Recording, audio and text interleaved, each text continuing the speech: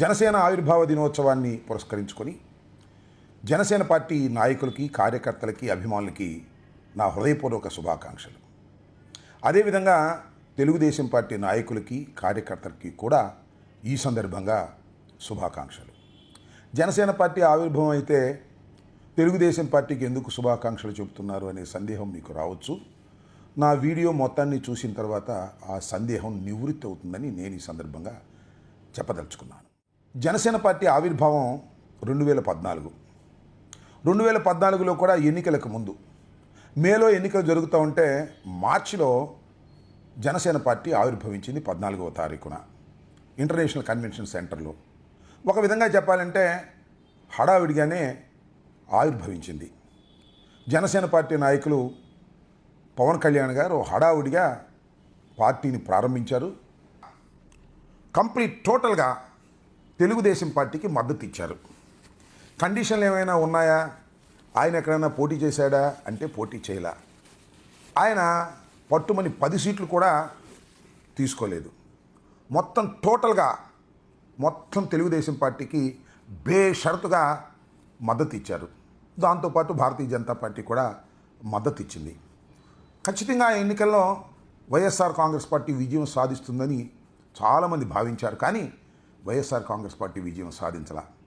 67 సీట్లకు మాత్రమే పరిమితమై తెలుగుదేశం పార్టీ కూటమి అధికారంలోకి వచ్చింది. విధంగా చెప్పాలంటే పవన్ కళ్యాణ్ ఆ రోజున తెలుగుదేశం పార్టీకి సపోర్ట్ చేయటం వల్ల చంద్రబాబు నాయుడు గారు ముఖ్యమంత్రి అయ్యారనేటువంటి అభిప్రాయం అందరిలో ఉంది ఇప్పట్లాగానే.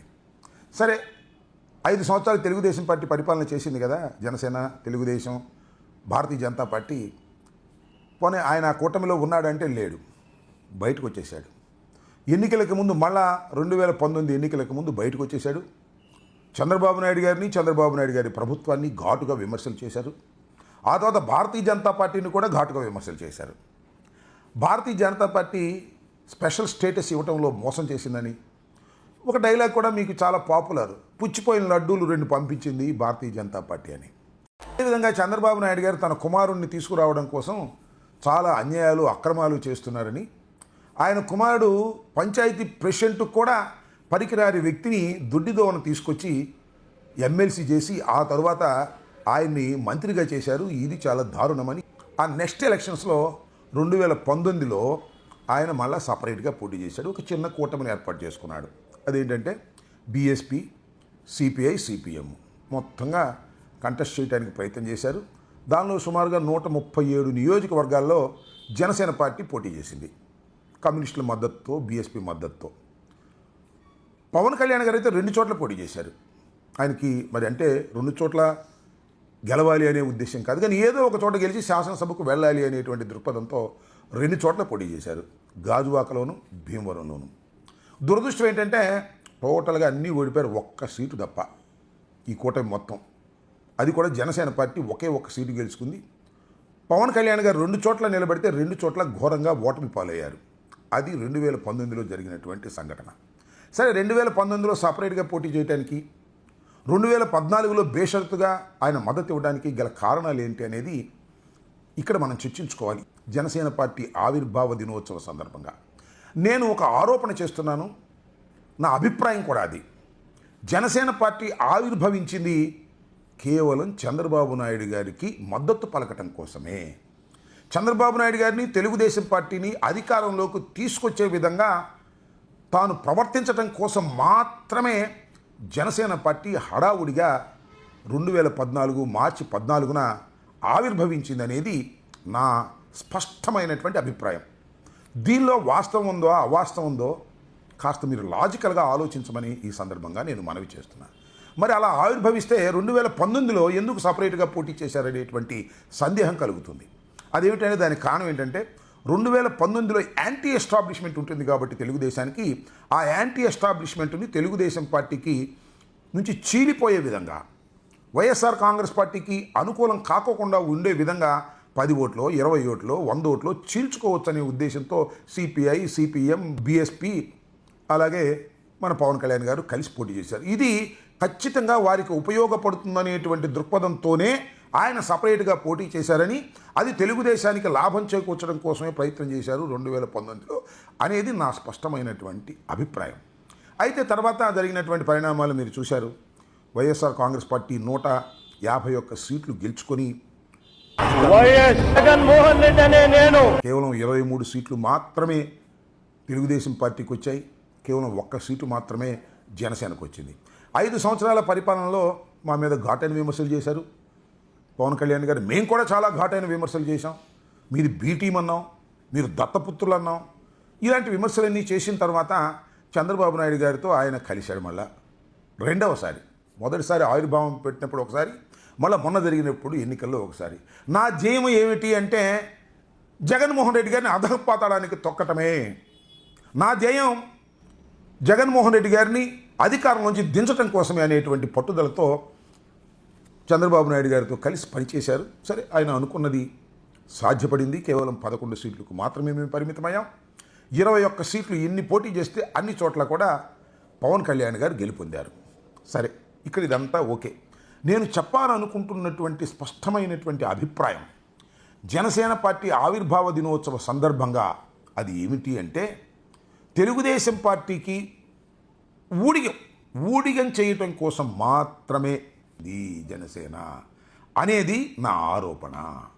ఇది నిజమో కాదో ఆలోచించండి.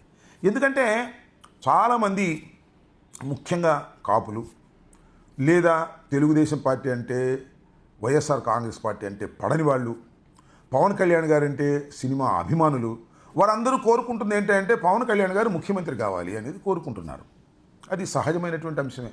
ముఖ్యంగా కాపులు చాలా బలంగా కోరుకుంటున్నారు. ఎందుకంటే రెడ్లు ఈ రాష్ట్రాన్ని చాలా కాలం పరిపాలన చేశారు, కమ్మవారు ఈ రాష్ట్రాన్ని చాలా కాలం పరిపాలన చేశారు.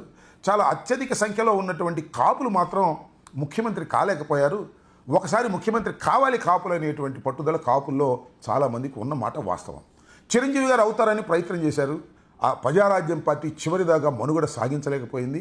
ఆయన కేంద్ర మంత్రితో ఎగ్జిట్ అయిపోయినటువంటి సందర్భం. కానీ పవన్ కళ్యాణ్ గారు అయితే మాత్రం కాస్త పట్టుదల గల మనిషి, కాస్త నిజాయితీగా ఉంటాడు అనేటువంటి ఒక భ్రమ ప్రజల్లో కలిగింది. ఎందుకంటే ఆ భ్రమ మొట్టమొదట ఆయన ఎర్ర తువాలు వేసుకున్నాడు, ఒక గ్లాస్ పట్టుకున్నాడు. అంటే సామాన్యులకు దగ్గరగా ఉండాలి అనేటువంటిది, ఒక విప్లవ భావాలు కలిగినటువంటి వ్యక్తిగా, మరి మాట్లాడితే మోస్ట్ సిన్సియర్గా ఉండేటటువంటి పోరాటం అనేటువంటి అభిప్రాయంతో ప్రజల్లో ముందుకు వచ్చాడు. కానీ రాను రాను పరిణామాలు మారిపోయాయి. ఎర్రతువాలు పోయింది, ఇవాళ కాషాయ వస్త్రం వచ్చింది. ఒక్కసారిగా విపరీతమైన మార్పు ఆయనలో వచ్చింది. అంటే ఒక అవకాశవాద ధోరణితో వెళుతున్నాడనేది ఇక్కడ నా స్పష్టమైనటువంటి అభిప్రాయం. సరే, ఇవన్నీ పక్కన పెడితే ఇవాళ ఆయన ముఖ్యమంత్రి కావాలనే ఆలోచన మాత్రం ఎక్కడా లేదు. ఒక 20, 30, 40. మరి మాట్లాడాలంటే ఇది కేవలం ఒక కాపుల పార్టీగా చిత్రీకరించి ఈ కాపుల పార్టీని తీసుకెళ్ళి చంద్రబాబు నాయుడు గారికి అలా తగిలిద్దాం, కాపులందరూ కూడా చంద్రబాబు నాయుడు గారికి ఓట్లు వేసే విధంగా చేద్దాం అనేటువంటి ఏకైక దృక్పథంతో ఆయన పనిచేస్తున్నాడు.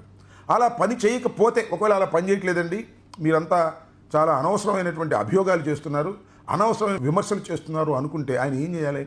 విస్తృతంగా వ్యాపించడానికి ప్రయత్నం చేయాలి, అన్ని కులాలని కలుపుకురావడానికి ప్రయత్నం చేయాలి. కానీ ఆయన కాపుల వరకే పరిమితం అయ్యే విధంగా తాను డిజైన్ చేసుకున్నాడు. ఎందుకు ఈ విషయాన్ని నేను చెబుతున్నానంటే, మొన్న 5 ఎమ్మెల్సీలు వచ్చాయి. ఆయన ఏం చేశాడు? భారతీయ జనతా పార్టీ ఏం చేసింది, తెలుగుదేశం పార్టీ ఏం చేసింది ఒకసారి మనం చూద్దాం. తెలుగుదేశం పార్టీ అగ్రకులాలకి ఏమి ఇవ్వాల, బడుగు బలహీన వర్గాలకు మాత్రమే 3 సీట్లు ఇచ్చింది. సరే, భారతీయ జనతా పార్టీ సోము వీర్రాజు గారికి ఇచ్చింది, ధర్మం కూడా. ఎందుకంటే సోము వీర్రాజు గారికి మొన్నే సీటు ఇవ్వాలని తీవ్రంగా ప్రయత్నం చేసినా కుదరలా. అది పవన్ కళ్యాణ్ గారికి కూడా బాగా తెలుసు. సోము వీర్రాజు గారు ఎప్పటి నుంచో భారతీయ జనతా పార్టీకి సన్నిహితంగా ఒక వ్యక్తిగా, ఆయన మొత్తం టోటల్గా దానికి పనిచేసినటువంటి వ్యక్తి. సోము వీర్రాజు గారు ఎప్పటి నుంచో భారతీయ జనతా పార్టీకి మద్దతిస్తున్న వ్యక్తి. చాలా కాలం నుంచి పార్టీ మారకుండా ఆ పార్టీని అంటిపెట్టుకొని పనిచేస్తున్నటువంటి సోము వీర్రాజు గారికి ఏ విధంగా అయినా ఎమ్మెల్యే కావాలనే ప్రయత్నం చేస్తే కాలేకపోయాడు. కాబట్టి చివరకు తీసుకొచ్చి ఎమ్మెల్సీగా ఇచ్చి పార్టీ ఒక మంచి సంకేతాన్ని ఇచ్చింది.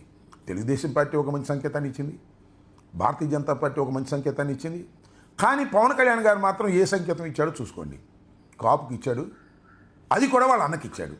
అంటే ఏమిటి? ఆయన నా కాపులు, నా కుటుంబం ఇంతవరకు ఉంటే చాలు, పార్టీ పెరగవలసిన అవసరం లేదు, కేవలం చంద్రబాబు నాయుడు గారికి అండగా ఉండేటటువంటి ఒక చిన్న పార్టీగా బతికితే చాలు అనేటువంటి ఉద్దేశంతో ఆయన చేస్తున్నాడు ఆలోచన అని నేను ఈ సందర్భంగా చెప్పదలుచుకున్నాను. చూసుకోండి, ఒకసారి మీరు ఆలోచన చేయండి. ఇప్పుడు నేను ఇవన్నీ అనగానే ఇది తెలుగుదేశం పార్టీని బతికించడం కోసమే ఆవిర్భవించినటువంటి రాజకీయ పార్టీ, ఇది తెలుగుదేశం పార్టీకి బి టీమ్గా వ్యవహరిస్తుంది అని నేను అనగానే చాలామంది జన సైనికులకి మా వాళ్ళకి కోపాలు వస్తాయి, నా మీద రకరకాలుగా విమర్శ చేస్తారు.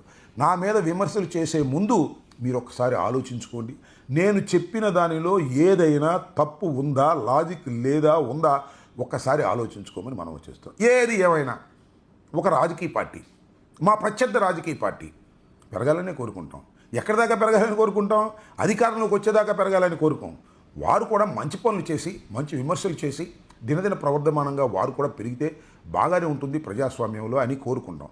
నేను ఈ సందర్భంగా జనసేన పార్టీని కోరుకుంటున్నా, మీ పార్టీ ఇండివిజువల్గా ఉండాలని, చక్కగా విస్తృత స్థాయిలో కాపులకే పరిమితం కాకుండా అన్ని కులాలని కలుపుకుపోయేటటువంటి ఒక రాజకీయ పార్టీగా ఎదగాలని నేను కోరుకుంటాను. మాకు ప్రత్యామ్నాయంగా తెలుగుదేశం బదులు మీరే వస్తే బాగుంటుందనేది కూడా మాకుంటుంది. ఎందుకంటే తెలుగుదేశం పార్టీ మరీ దౌర్భాగ్యమైనటువంటి కార్యక్రమాలు చేస్తుంది కాబట్టి. పోనీ ఆ దశలో మీరు ప్రయత్నం చేస్తున్నారంటే ఆ దశలో మీరు ప్రయత్నం చేయటం లేదని నేను అభిప్రాయపడుతున్నా. ఏది ఏమైనా జనసేన పార్టీ ఇప్పటికైనా వాస్తవాలను గ్రహించి ఒక ధర్మమైనటువంటి రాజకీయ పార్టీగా ముందుకు వెళ్ళాలని, పెరగాలని మనస్ఫూర్తిగా కోరుకుంటున్నాం. అయితే దీంతో ఏమంటారంటే, మేము విడిపోవాలి కూటమి నుంచి, చంద్రబాబు పవన్ కళ్యాణ్ సపరేట్ అయిపోతే మీరు ఈజీగా గెలుస్తారు, అందువల్ల మమ్మల్ని రెచ్చగొడతారు అనుకున్నాం. గెలిచేటప్పుడు మీరు అందరూ కట్టగట్టుకుని ఉన్నా కూడా గెలుస్తామనే విషయాన్ని మీరు దయచేసి మర్చిపోవద్దు. చంద్రబాబు నాయుడు గారు, పవన్ కళ్యాణ్ గారు చెప్తున్నారు కదా, మేము 15 ఏళ్ళు ఇలాగే గట్టిగా ఉంటామని. 15 ఏళ్ళు కాకపోతే జీవితాంతం కలిసికట్టుగా ఉండండి, ఏ విధమైన అభ్యంతరం లేదు. యాంటీ ఎస్టాబ్లిష్మెంట్, యాంటీ ఇన్కంబెన్స్ పెరగటం ప్రారంభమైంది. మీరు కట్టుకొని ఉన్న మిమ్మల్ని ఓడించేటటువంటి స్థాయి వైఎస్ఆర్ కాంగ్రెస్ పార్టీకి ప్రజలు ఇచ్చేటటువంటి వాతావరణం కనిపిస్తుంది. 9 మాసాలలోనే ఈ రకమైనటువంటి ప్రజా వ్యతిరేకత తెచ్చుకున్నటువంటి రాజకీయ పక్షాలు ఏమీ లేదు. ఇవాళ భారతదేశంలో కూటమి ఒక్కటే ఉందని ఆంధ్రప్రదేశ్లో ఈ సందర్భంగా నేను మనవి చేస్తూ, మరొకసారి జనసేన పార్టీకి ఆవిర్భావ దినోత్సవ శుభాకాంక్షలు తెలియచేస్తూ సక్రమంగా మీ పార్టీ ముందుకు సాగాలని మనస్ఫూర్తిగా కోరుకుంటున్నాను. హిట్ టీవీ యాప్, ఇందులో short news, live news, entertainment shows, movies, digital magazines తో పాటు మీ జిల్లా వార్తలను కూడా ఫ్రీగా చూడొచ్చు. అంతేకాదు, కేజీ నుంచి పీజీ వరకు విద్యార్థులకు స్కాలర్షిప్ కూడా అందిస్తున్నాం. ప్రతి వారం 10 మందికి లక్కీ డ్రా ద్వారా ఒక్కొక్కరికి 10,000 రూపాయలు అందిస్తున్నాం. ఇంకెందుకు ఆలస్యం, వెంటనే హిట్ టీవీ యాప్ ని డౌన్లోడ్ చేసుకుని ఫ్రీగా ఎంటర్టైన్మెంట్ పొందండి. Hit TV app, hit TV app, please download hit TV app. Hit TV యాప్ని ఫ్రీగా డౌన్లోడ్ చేసుకొని ఎంజాయ్ చేయండి. మీకు నచ్చిన ఎంటర్టైన్మెంట్ కోసం హిట్ టీవీ యాప్ ని ఫ్రీగా డౌన్లోడ్ చేసుకుని ఎంజాయ్ చేయండి. హిట్ టీవీ యాప్ని డౌన్లోడ్ చేసుకుని ఆస్వాదించండి, ఆశీర్వదించండి. ఇంతమంది సెలబ్రిటీలు హిట్ టీవీ యాప్ ని డౌన్లోడ్ చేసుకోండి అని చెప్తున్నారంటే ఎంత మంచి యాప్ ఆలోచించండి. అమెరికా అమెరికా అమెరికా అమెరికాలో చదవాలనుకునే వాళ్ళకి విశ్వసనీయమైన పేరు మన శౌర్య కన్సల్టెన్సీ. UK లో 1 year masters, UK లో 1 year masters, 2 years work permit up to 5 years visa. Contact Saurya Consultancy. Contact 89851 89851.